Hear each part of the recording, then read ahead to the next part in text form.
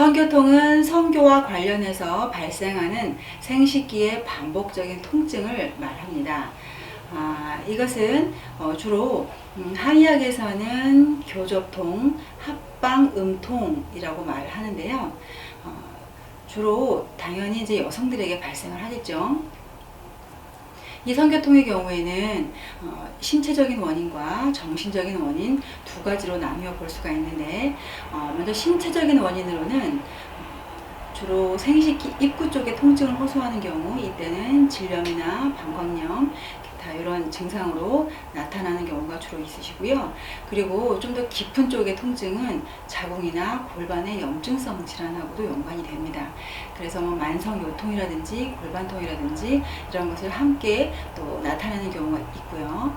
하지만 주로 임상에서는 많이 보는 것이 질이 건조해서 혹은 주로 이제 갱년기 때라든지 이럴 때 윤활유가 부족해서 오는 그런 건조증을 포함한 성교통이 가장 많다라고 보여질 수가 있습니다. 그래서 사실은 여러 가지 염증 질환이라든지 이런 것은 그런 기본 염증 이런 것이 해결이 된다 그러면 바로 통증이 없겠지만, 그렇지 않고 그런 기저질환이 없는 상태에서 윤활유가 부족해서 아니면 갱년기를 끼워서 이렇게 되는 원인으로서는 사실은 일반적으로는 잘 치료가 안 되어서 환자분들이 많이 괴로워하는 경우가 있습니다.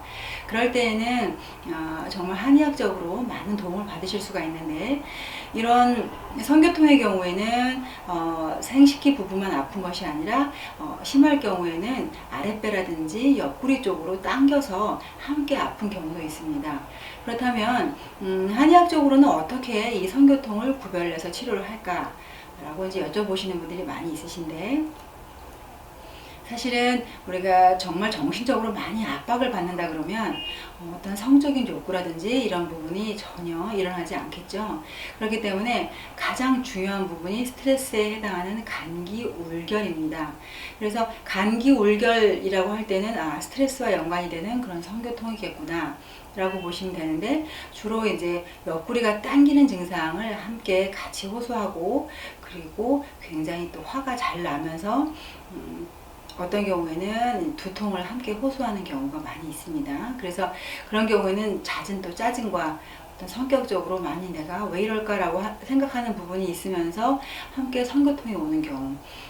그래서 사실은 이런 경우가 좀 정신적인 부분하고 연결이 되어 있는데, 양의학적으로도 구별을 할 때도 이 정신적인 원인, 어떤 그런 부분에 대해서도 함께 연관을 시켜보고 있습니다. 그렇기 때문에 이런 정신적인 부분은 우리가 성적인 부분에서 수치심 아니면 지나친 긴장감, 그리고 성적인 배우자에 대한 분노감, 이런 것이 사실은 함께 끼어도 이런 간기울결로 증세가 나타날 수가 있습니다. 이럴 때는 이 스트레스로 인해서 문제가 된 이 간을 해결해 주시면 통증이 나아지겠죠. 그리고 두 번째로서는 간신음허인데, 이 경우가 보통은 출산 후에 많이 생기는 그런 성교통 중에 하나입니다. 그래서 출산 전 이럴 때는 전혀 문제가 없었는데, 출산 이후에 갑자기 성교통이 나서 도저히 아파서 못하겠다 이렇게 호소하시는 분들이 종종 있으신데요. 이럴 때는 정말 말 그대로 우물에 물이 말라서, 이런 경우에는 당연히 윤활액도 적어지겠고, 여러 가지 출산과 또 육아를 반복하다 보면 정말 기력이 쇠할 수밖에 없겠죠. 이렇게 기력이 쇠한 경우에 해당하는 간신음허일 때는 이 음액을 많이 보충시켜 주시면 되겠습니다. 그렇게 되면은 질건조증에 해당하는 것이 바로 이 간신음허형에 해당하겠죠. 그리고 세 번째는 어혈의 개념이 있습니다. 우리가 어혈이라고 하는 것은 한의학에서만 있을 수가 있는데, 이 어혈은 주로 외상이라든지 아니면 기타, 또 여성들은 어떤 그러니까 그 외과적인 수술 혹은 산부인과적인 수술 그 후유증으로 이 어혈이 자궁 내에 남아있다가 이것으로 인해서 성교통을 유발할 수가 있습니다.